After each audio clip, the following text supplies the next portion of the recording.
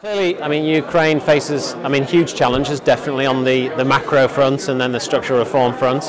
And obviously, its situation is complicated because of the relationship with Russia and obviously the continuing conflict in the east of the country. So, ultimately, for the administration to succeed in terms of reform, there needs to be some stability and security in the east of the country. So, obviously, encouraging Russia to adopt a more constructive approach towards Ukraine, I think, is quite important.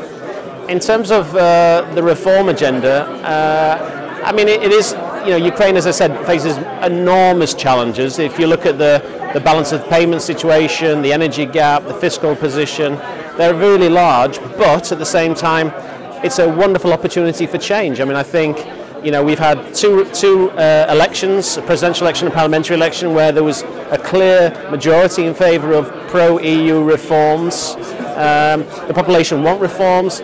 And I think for the first time we are seeing a critical mass of real reformers in government and at the National Bank. And I think they have a very good chance of putting together a successful reform agenda supported by the IMF. It can succeed. The problems of Ukraine are big but are manageable. They can be solved with a good team and a good reform agenda, as long as Russia is encouraged to be more constructive, or at least less destructive and more neutral in its approach towards Ukraine.